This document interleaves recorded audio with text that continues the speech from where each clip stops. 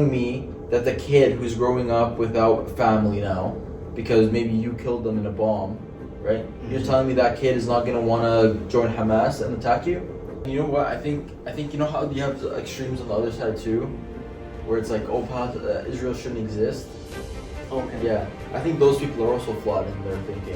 Having that alliance because they're just right next to Exactly. They basically like throw everything under the rug because they want to have a strong alliance with Israel. Because not because they love Israel, but because of the strategic importance that Israel is. Yeah. Right? If Israel what do you think about the whole the issue? The issue? Yeah.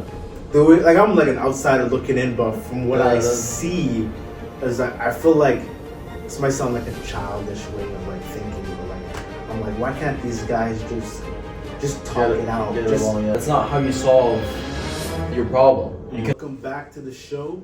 You know, it's been a while, but you know, the school stuff has just been busy. First, before we jump into the video, make sure you follow the Instagram page. I'm available on Instagram now. I'm also available on Spotify, all platforms officially, Spotify, Apple Music, all that good stuff. Global, you know what it is. What else? I think that pretty much it. So Instagram, TikTok, all of that will be linked down in the description and in the comment section. But you know, I got Ribal back on the pod. We're back on the pod. You already know what it is, and we're gonna talk about some little controversial things today. You know? Yeah, you know, some important things. I would say important things. Yeah. And just thank you for having me on again. It's not everybody wants to talk about certain things, and you're always open and you're always wanting to take both sides of the story. So make sure you keep watching him. That's the truth. This is what's important. That's what's important. It's becoming rare to find like people that are just objective and want to hear both sides and just give the people both sides of the story without a narrative. So it is good to have people like you around.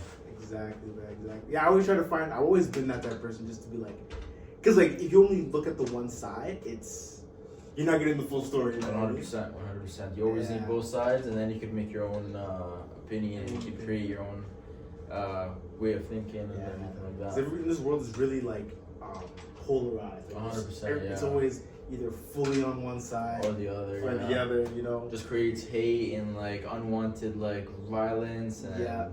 It's most of the time, if you understand both sides, you're kind of look at it and you say, you know what, he has this point, maybe I'll find myself between them, or maybe you agree fully on that side, but at least at that point you're educated enough to take a side. Yeah. So that's what's important. 100%. Yeah, let's jump into the topic. So we're gonna talk about basically like Israel, Palestine. So where do we want to start? Do we want to start with maybe like how it began? Yeah, absolutely. We can start with that. Yeah. So, well, what happened originally is, so Jews have always lived in the Middle East, right? Mm-hmm. They always lived there. They lived with each other, with the Arabs, and it was like, and there was no problems. Mm-hmm. And then during that time, Britain had been involved heavily in the region. Mm-hmm. So when the Israelis began to, not Israelis, Jewish people began to say that they want a state for their own, Britain decided to give them Palestine without basically asking the Palestinian people if they could take it. Okay. You know what I mean? So then they already, I feel like they established like this thing which was going to be problematic from the beginning. Yeah. Right? Because there was no negotiations on the issue, right? Yeah. So, and I think that's why it's important to kind of understand that, like, I don't think the whole narrative about Arabs versus Jewish holds any water. Because I don't think that what's happening right now is an Arab versus Jewish problem. I think this is an extremism problem, an imperialist problem.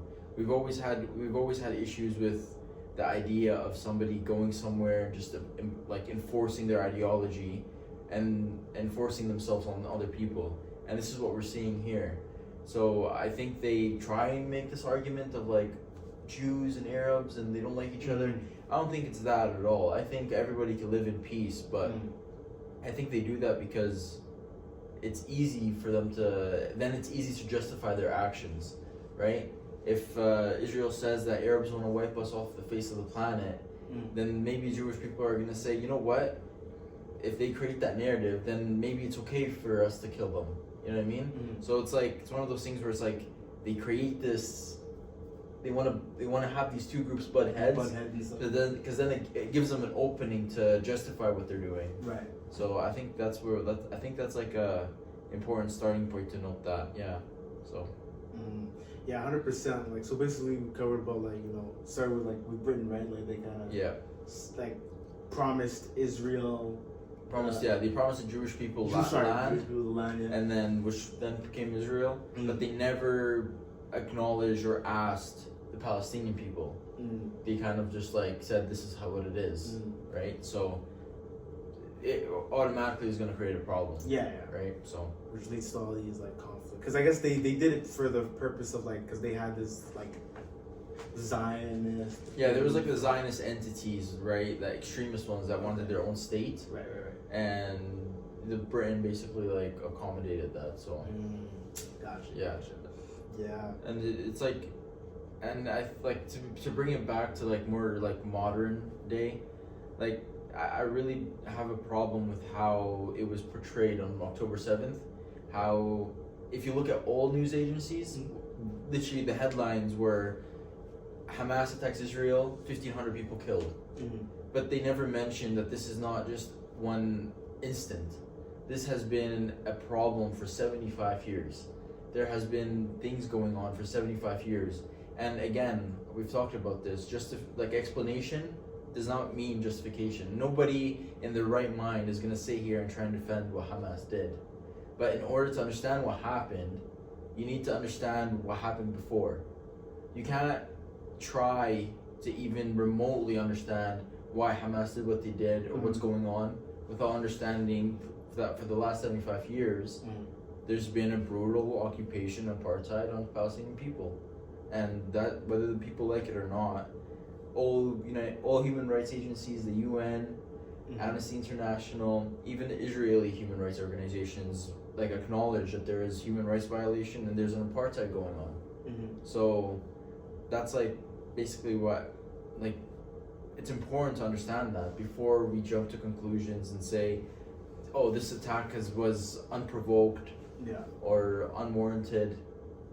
I mean, there's definitely a lot more than that. Yeah.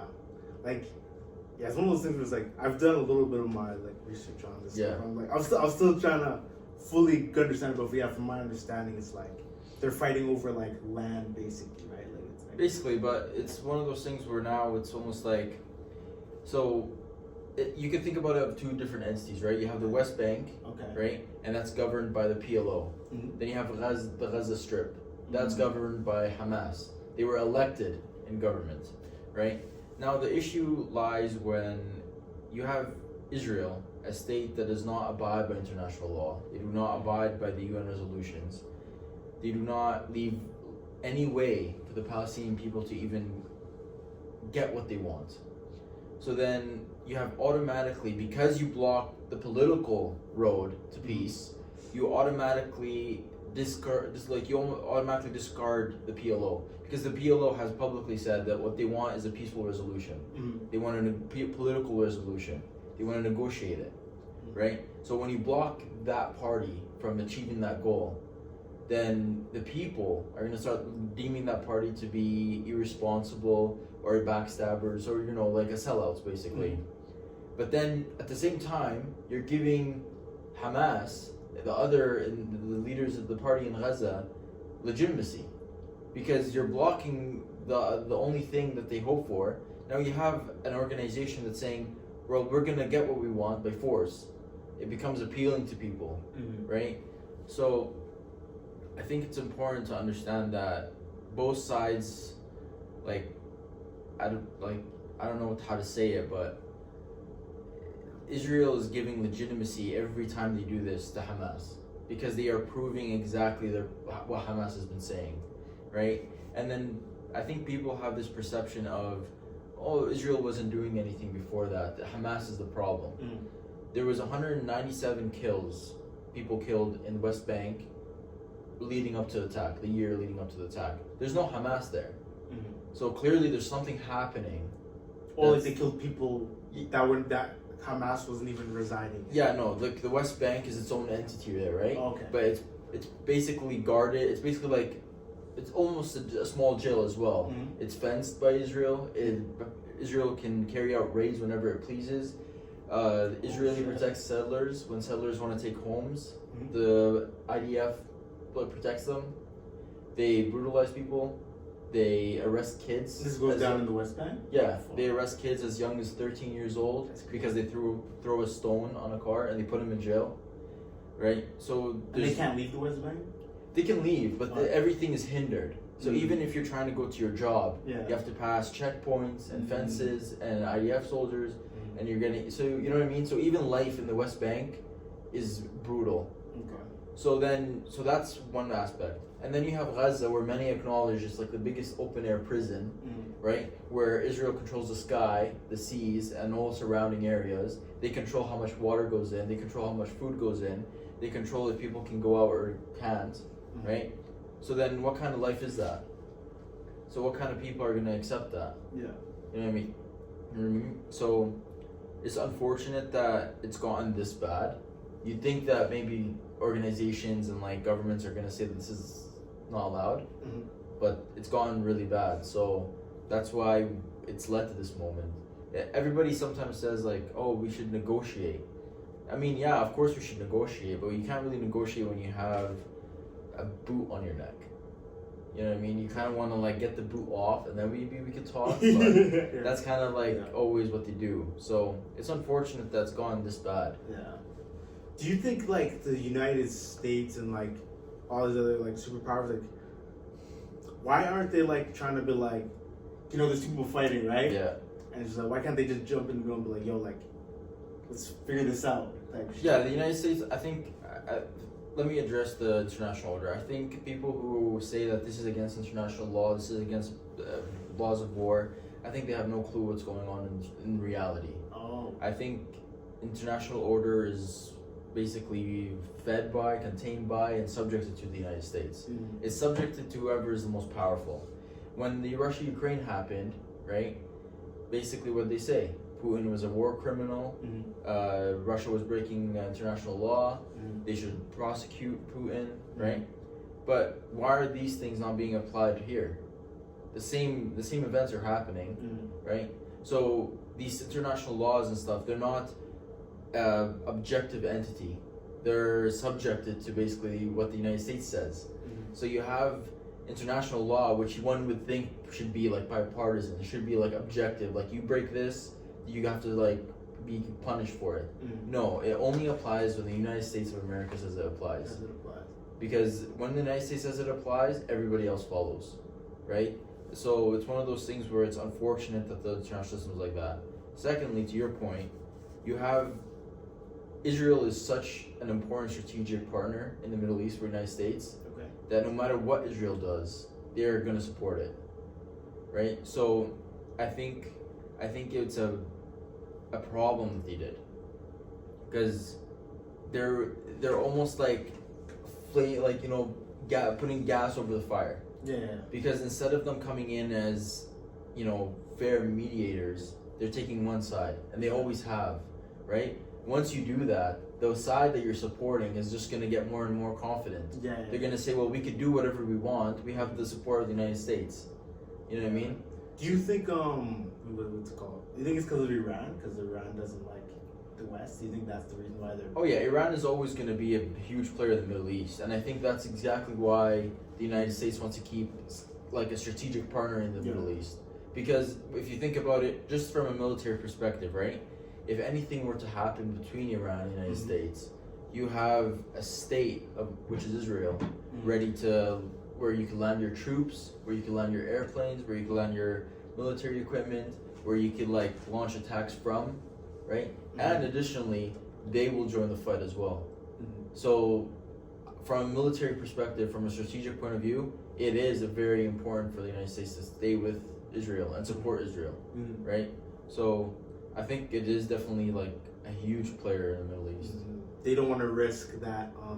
Having that alliance because they're just right next to Exactly. each other. They basically like throw everything under the rug because they want to have a strong alliance with Israel. Because not because they love Israel, but because of the strategic importance that Israel is. Yeah. Right? If Israel was of no strategic importance, I don't think the United States would care much. Yeah. But it is a crucial strategic partner. You don't think they'll ever like let that go and be like, there's, how do I say it?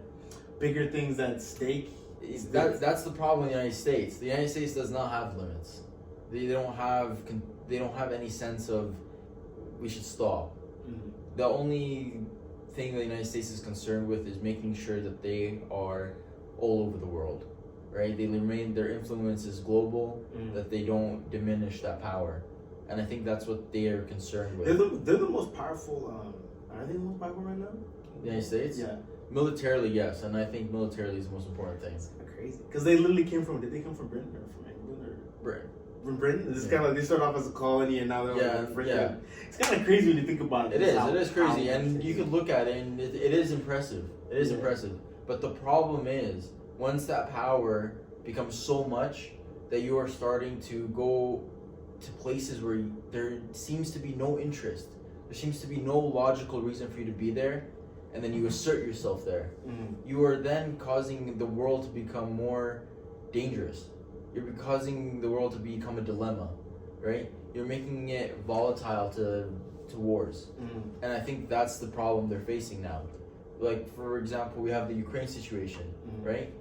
Ukraine did not have to be in this war, right? But because they sided with the United States and because the United States was siding with them, right? That was Russia's red line. So it was one of those things where, like, every time they poke their nose, it seems like they make things a bit worse than they were, right? So I guess with great power comes like great responsibility. The only responsibility they're doing is like they're taking responsibility for all the bad things going on. That's the problem. You would think that maybe also like the geography of the world is like on their side so much, like they don't have anything to worry about in their hemisphere.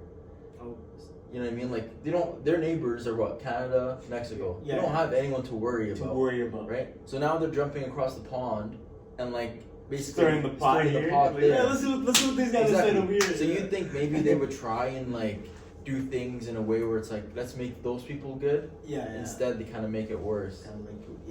So that's to benefit themselves in a way. So I guess dipping their hand in Israel, trying to say like, oh, like, you know what I mean? Because I guess because they know Iran doesn't like him, so that's why they're trying. 100%. So that's definitely a crucial reason. It's just unfortunate because I think Palestinian people deserve the same amount of rights and the same amount of opportunity as Israelis do, as Jewish people do, and as everybody else does, right? But the fact that this has been going on is almost it's almost unbearable to these people. So you look at it and they have right now in the midst of this war, they have this ideology that they're going to wipe off Hamas. How are you going to wipe off an organization that for many is the only legitimate thing or entity that is protecting them, right? You might not agree with their methods, right? But to the Palestinian people, they're the only ones that fight back against this occupation, right? So you're gonna and Hamas has always like claimed that Israelis are killing their people, taking their land, and doing all this harm to them. And every time this happens, Israel proves their point again and again. So my question would be, how are you gonna solve that Hamas problem by doing exactly what Hamas says you do? So you're telling me that the kid who's growing up without family now, because maybe you killed them in a bomb, right? You're telling me that kid is not gonna wanna join Hamas and attack you? You know what I mean? They're furthering like the problem, right? They're not using this moment as a pillar to say, okay, yeah, we have a serious problem that we need to address, not just bomb, right? And I think that's a huge issue. Do you think that what if like, because I know like Hamas like the only thing defending them, stuff like that, but like when they bomb like Israel back, do you think there's some kid in Israel that's thinking like, oh shit, like, you know what I mean? That's the problem. So you're talking. So I know what you're trying to say. Like, there's a lot of people that try to make this argument that this is like fair. Right. This is not fair. You're talking about the most powerful nation in the Middle East with nuclear capabilities, with one of the strongest armies in the world, right? And then you're talking about people or a group, let's say, of Hamas that creates rockets handmade that don't even explode on impact sometimes, right? That are not guided, they just launch them, right? And then you have the other side where it has the Iron Dome, right? For every 1,000 missiles, they like hit 900 out of a, you know what I mean? So I understand what you're trying to say, but this is not a symmetrical like war. You know what I mean? So it's one of those things where it's like you're like killing massive amounts of Palestinians, but at the same time, by you doing that, you're telling the Palestinian people like, yeah, Hamas is right about us, we're gonna kill you.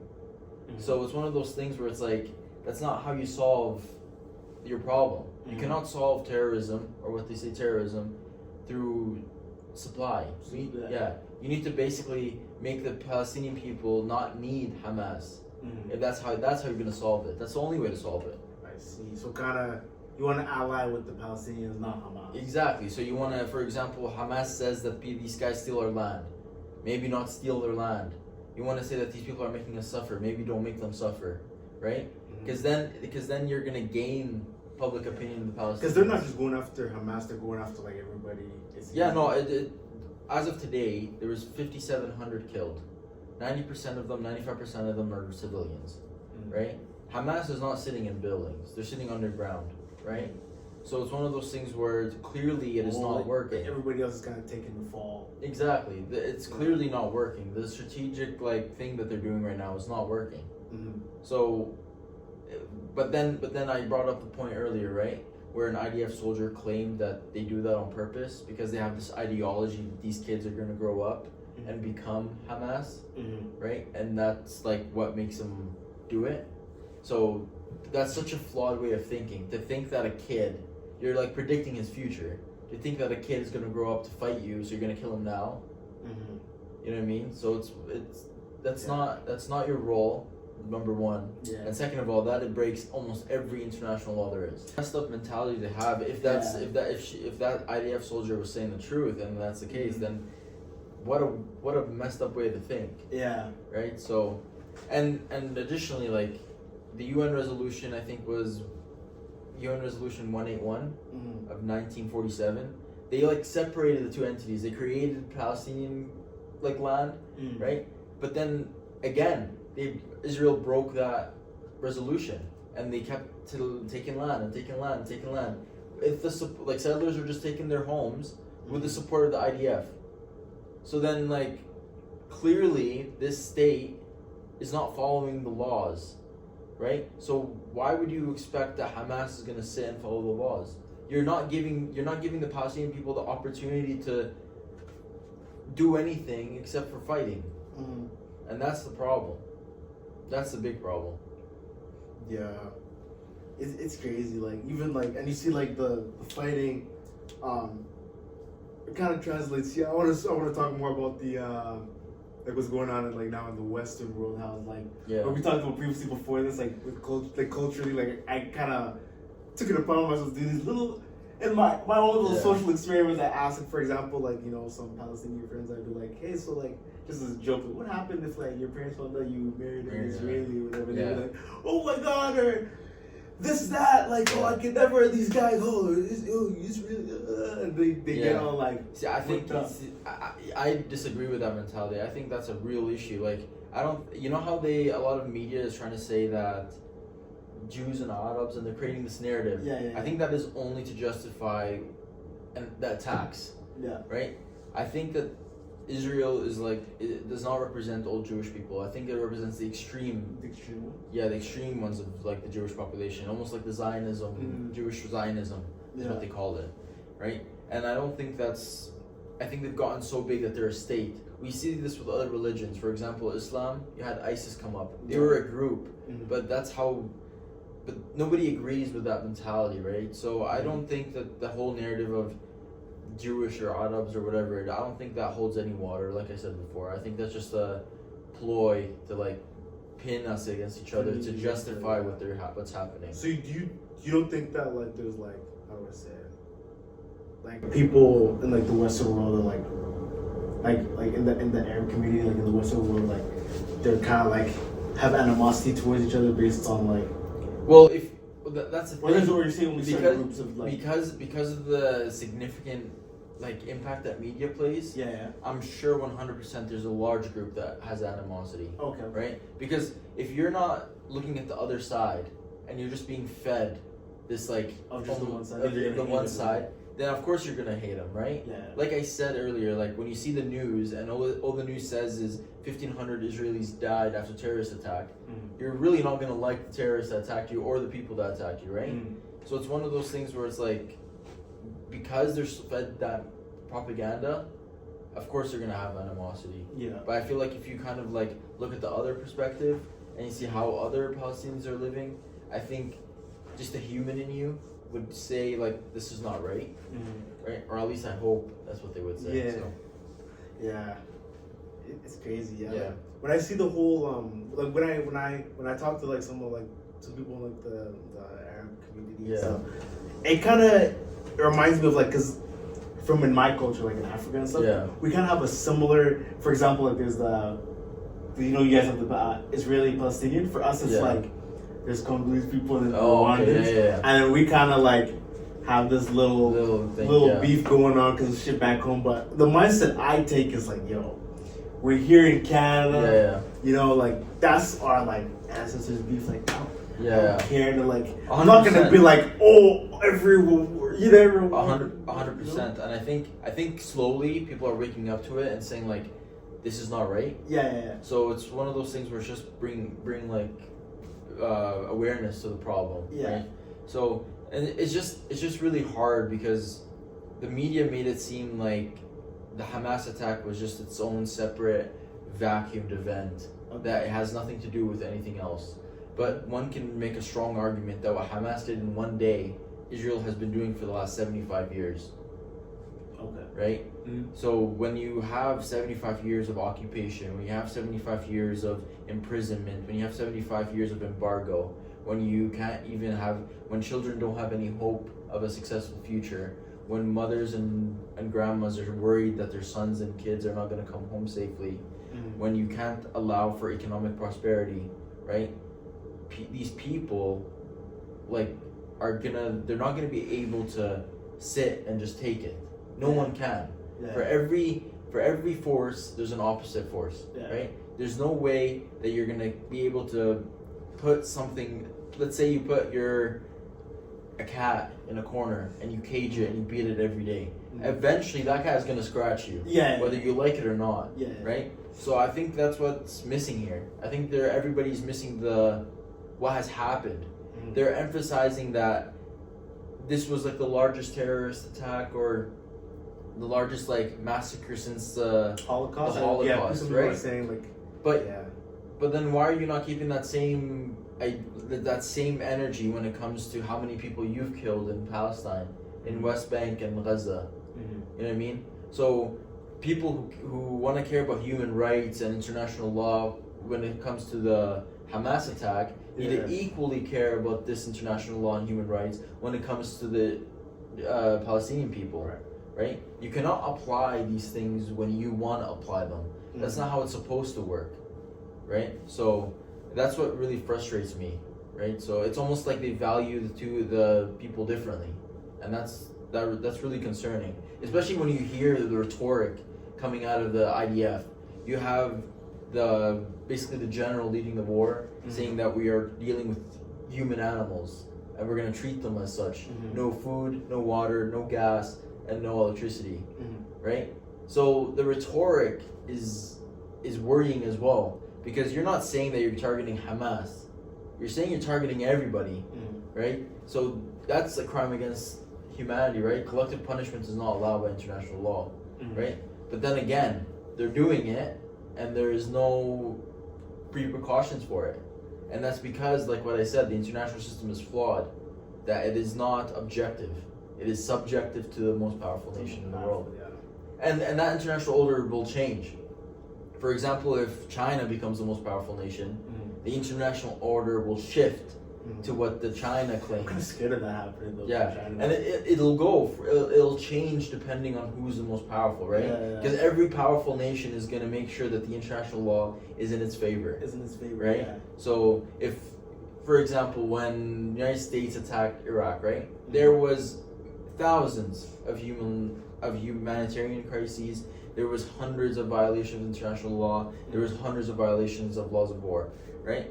Nothing happened, right? Because the international system itself cannot hold a country accountable, right? So I think that's a very big issue. The fact that you cannot hold people accountable, right? Like they can do whatever they want, but you're not going to be able to go drag the president of the United States out of his office, will you? So that's he's not going to be out there. Exactly. Fighting. He's just going to be sipping his coffee. Exactly. Well, that happened? Oh.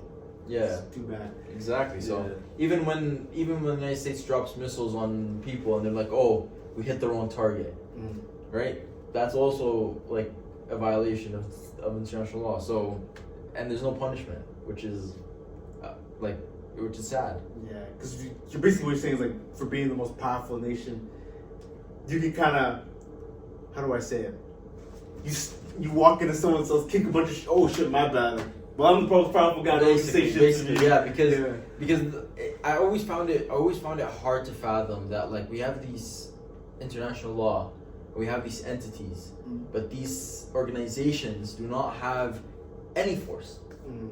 So how are you? You know what I mean? So like it's almost like having a court system, but not having a police force. Yeah.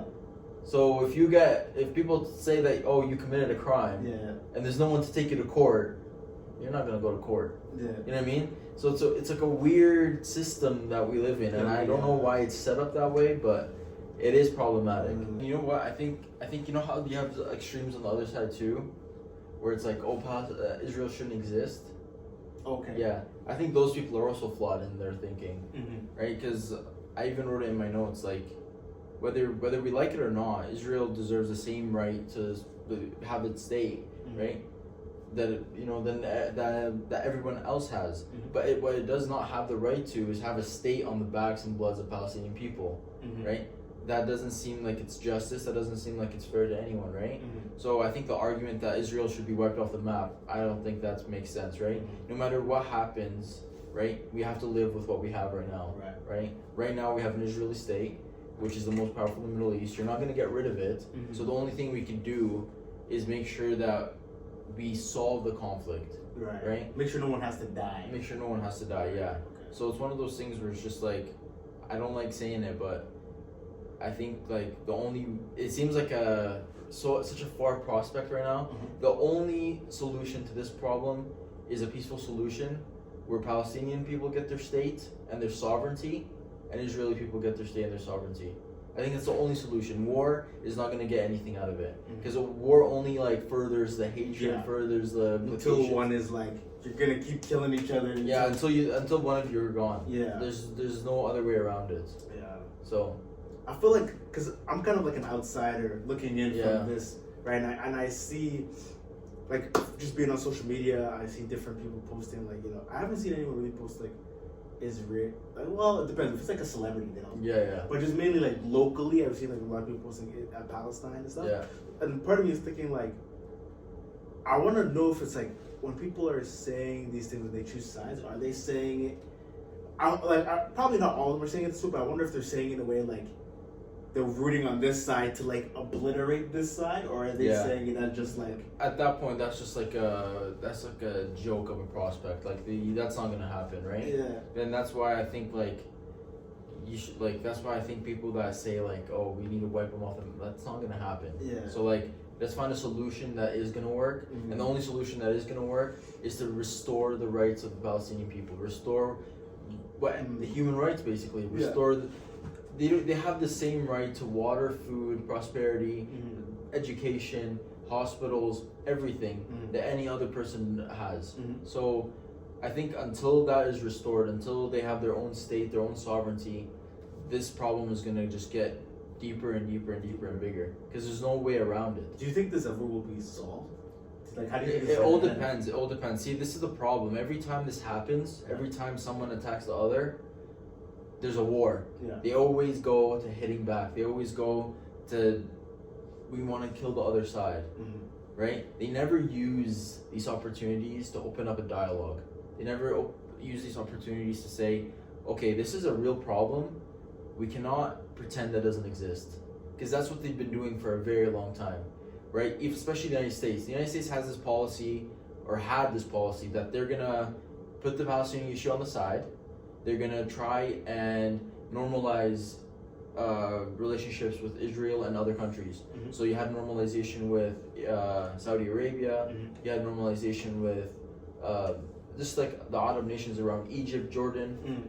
So then they were trying to kind of hop the Palestinian people, kind of like leave them in the corner for now. Basically befriend everyone in the region and then come back to the issue. You cannot do that.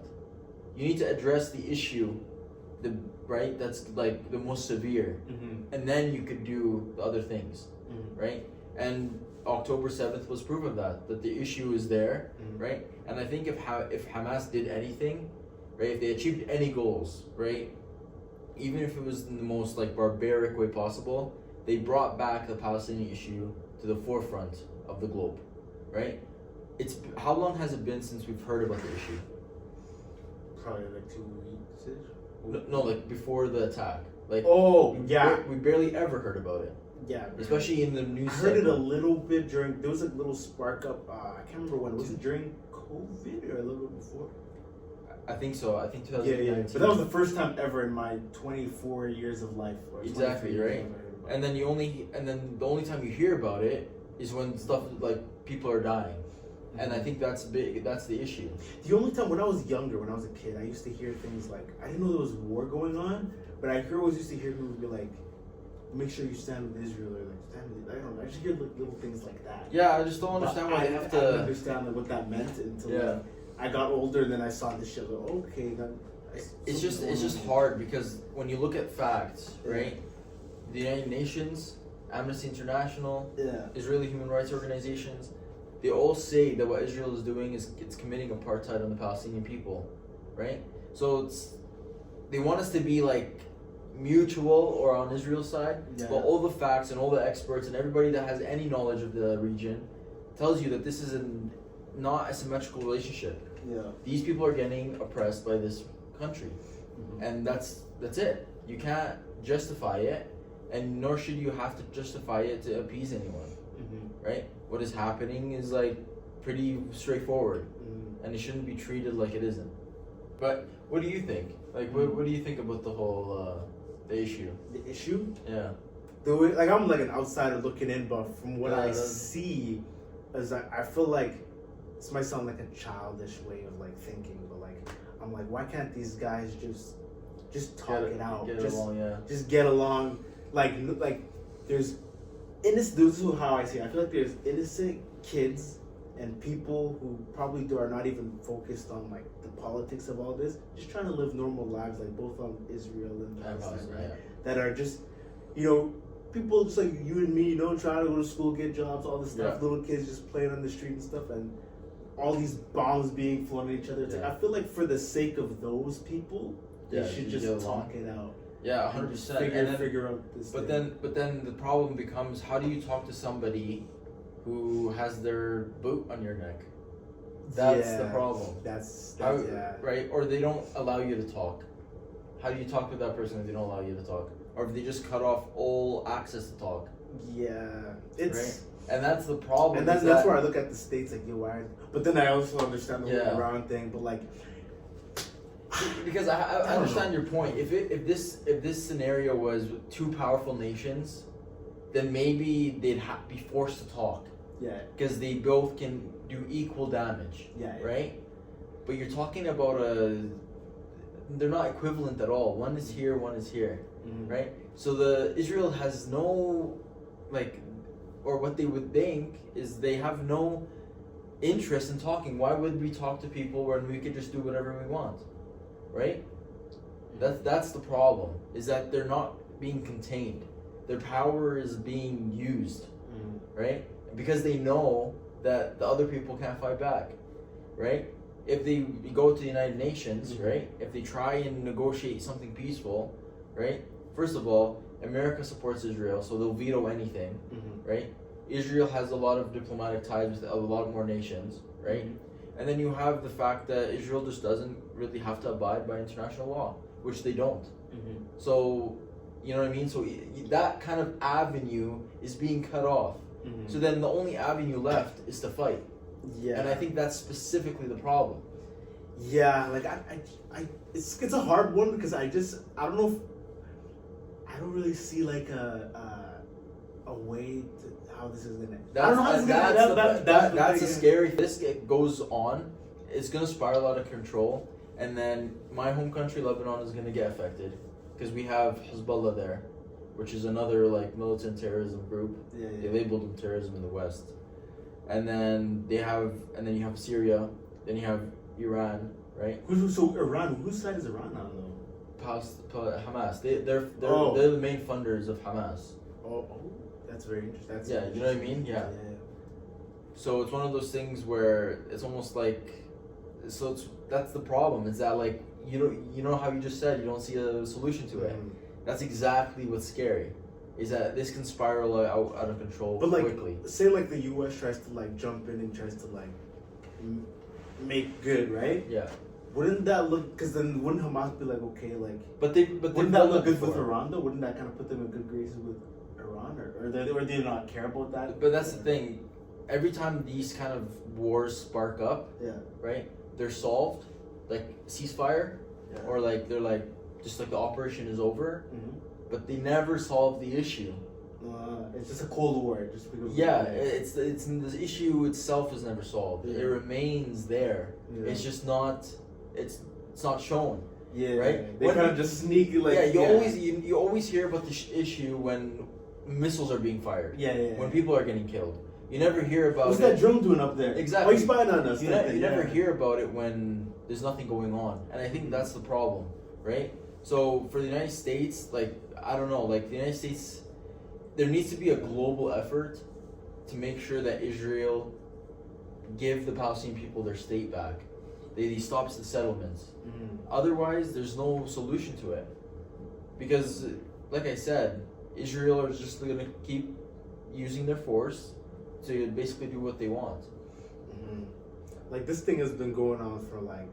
That's what I wanted to say earlier, because this thing I feel like it's been going on since like for thousands of years. You know, like Israel, Palestine, like. It's been like hundreds of years, but like it's been intensified for the last 75 years. For the last 75 years, you could see, like with your own eyes, the difference in life quality, the difference in their kids, the difference in like the infrastructure. You can see the difference between the two. You know what I mean? So then it's one of those things where it's like it becomes very clear of what's going on, and especially with the UN resolution, for example. You have a UN resolution 181 that gives you like that separated the two entities, right? But then Israel broke that, and they're still taking that land. So then it becomes more clear that Israel is not abiding by international law. So it's really problematic because like if it keeps going like that, then you are telling the Palestinian people, we're not going to give you a political way out of this. So then you're giving Hamas more legitimacy. So you need to stop. Some people will argue and say, because this is what I've heard, like, will argue and say like Hamas is like a terrorist, like. Yeah, I mean it's a terrorist group. It's designated a terrorist group by the United States and the original suspects. The United Kingdom. You have just the Western countries, right? But I understand where they're coming from, right? But they're the only group. They use terror as a way to accomplish their means, right? But at the same time, right? Just because it's a designated terror organization for the United States doesn't mean that the Palestinian people look at them as terrorists, right? And that's exactly what I'm trying to get at, is that when Israel bombs an entire family and that kid lost 7 members, that kid is growing up and he's seeing Hamas fight back. He's not looking at them as terrorists. He's looking at them as heroes. So unless they stop that cycle of feeding these kids to Hamas, then they're not going to be able to stop Hamas. You know what I mean? Exactly. So it's one of those things, and this idea that they use terror, right? You also have to understand that Hamas is not a super powerful group. The use of terror is one of the only tools they have to send their message. Israel can use bombs, missiles, tanks, soldiers, military. Hamas doesn't have those things. So the strongest message they can send is through terror. It's not right, right? And nobody should justify it. But it's a tool that they're using to basically gain what they want, right? But the same can be said about Israel, right? When Israel bombs an entire building block, right? Without the complete understanding and knowledge that there's Hamas in there, and they kill, let's say, like 10 families, right? Isn't that a terrorist organization then? No. Using terror to achieve their goals, right? Yeah. So there's both sides of the coin. Some of right? those photos are really. I've seen some photos going around. Yeah. I couldn't even fully. It's gruesome. It is, yeah. I had to like. I mean, exit the out stats of it. the stats say it for themselves, right? Yeah. I mean, you have what? So 5,700 killed as of today. 90% of them are children and civilian cycle, right? Yeah. You're feeding these kids into the hands of Hamas because you're not providing them with anything other than that, right? So it's that's what I'm saying. It's one of those things where Israel is approaching this the wrong way, right? You're not at all solving the issue. No. You're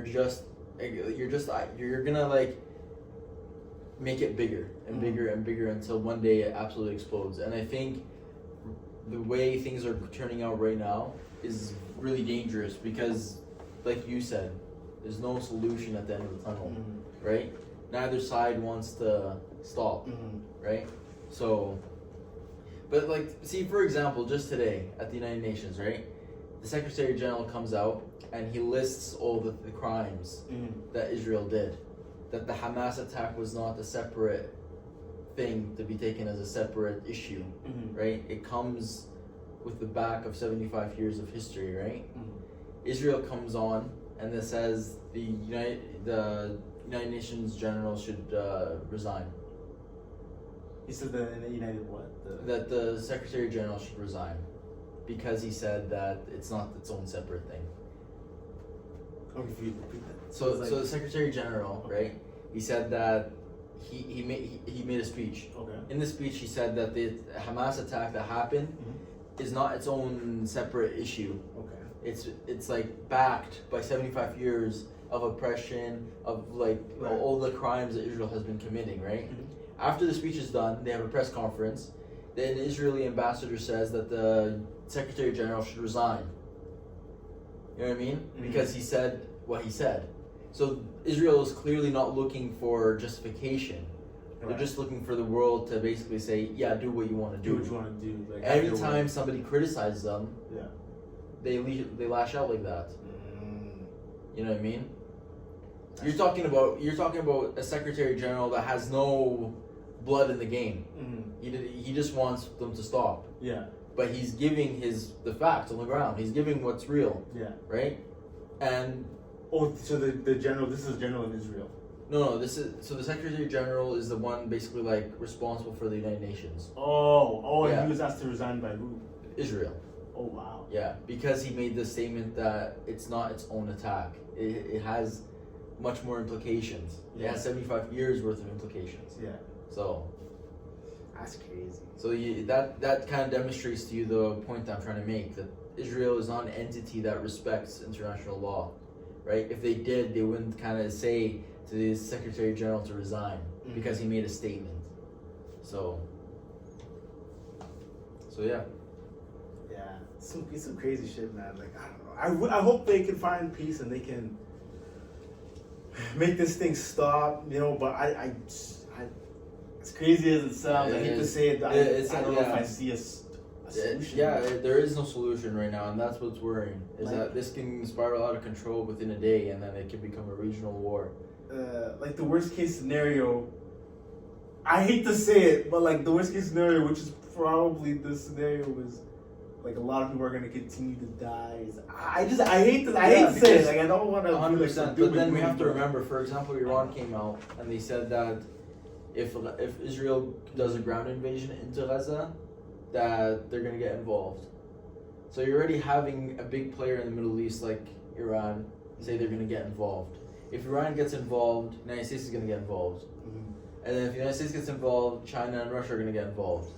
And then and then you're gonna find out that it's gonna be a regional war between superpowers, and that's the implication. Regional war, like it's gonna be a war. All like the whole Middle East is gonna be engulfed in shit. conflict. You have U.S. bases in Iraq right now being hit, so it's already starting. So then the U.S. is gonna jump in and try and Exactly, right? So it's a world war basically. It's gonna be, yeah, but it might be confined to the Middle East for the time being. But then And every power is gonna choose a side to that. 100%. So it's one of those things. But in the fog of war, miscalculations happen. So then, if one miscalculations, and you're looking at devastating impacts. Yeah. And that's Oh, what's like worrying. so like we could be affected too. I absolutely, everybody can be affected. War is never good. Yeah. Like it never really brings anything. especially because now we're in the present day and war and The nuclear power. we Oh have yeah, like now. yeah, exactly. So it's one of those things where it's like, war should not be on the table because if that escalates, you're I'm pretty talking sure about we're like you heard about the clock, right? yeah. We're like We what? were the closest we were, I think, this year with Russia. Really? I think it was this Are we? year. Because Doomsday is that what is it? 12 o'clock mark? Oh my. 12, and we were at Where are we? I know we're close to 11 or something. Yeah, we were really close. It was. I think it's the closest it's ever been. yeah. So that's why I'm Scary. saying. That's why I'm saying like these things now. It's like because the world is so globalized, because the United States has its hands in every region. Yeah. A war is not just a war. A war, you're talking about extremely devastating implications, Yeah. right? Because you have, for example, states like Russia and China. They're not going to sit back and relax. They're going to make sure that they support any state or group against the United States in an attempt to basically not humiliate, but in an attempt to kind of exhaust the U.S., right? So I think that it's a bad idea for the United States to get involved. It's a bad idea for Iran to get involved. Mhm. Once they do, you're talking about severe like impacts that's gonna happen. So I hope it doesn't happen. Do you have anything you want to maybe? No, I covered pretty much looked. I everything. covered. Yeah, I basically covered everything. Okay. Yeah, pretty much we covered pretty much everything. I guess. Yeah, make sure you. I want to end this out. I haven't done this in a while because I've been busy with school. I would just be like, Thanks for watching the Donne. yeah, thanks for watching the show. You know, make sure you guys follow, like, and subscribe. I'm now on Spotify, not Apple Music, but Apple Podcasts. Pretty much like wherever you watch podcasts, I'm there. Global. Literally, I'll have the link tree set up there. I'll have his Instagram. Do you want your Instagram? I don't know if you. Just RIBAL77. Yeah. Ribal 77. That's what it said. Follow him up. You already know what it is, and I will see you guys in the next video.